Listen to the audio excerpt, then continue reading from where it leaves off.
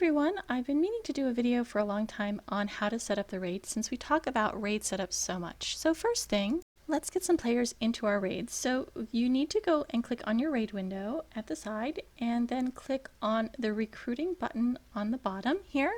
This will allow you to post the raid recruiting message to both guild chat and world chat and several other different channels.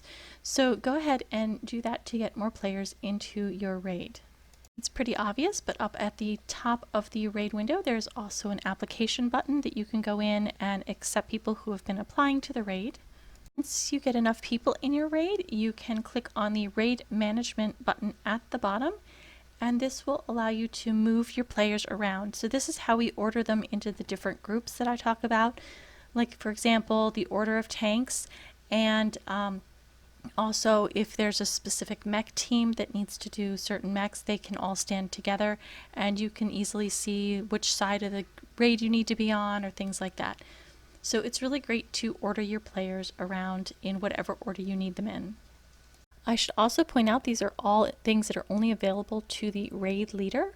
So next we're going to set down some markers, and for that you have to click on the button at this top that will allow you to open up the menu for the markers and also all the information like ready checks and stuff.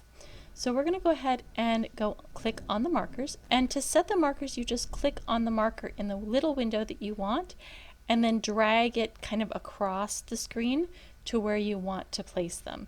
So just click on the marker and drag it across. Now if you want to mark a specific player, you click the player's name so that they are targeted, and then you click the marker and the marker will appear above their head.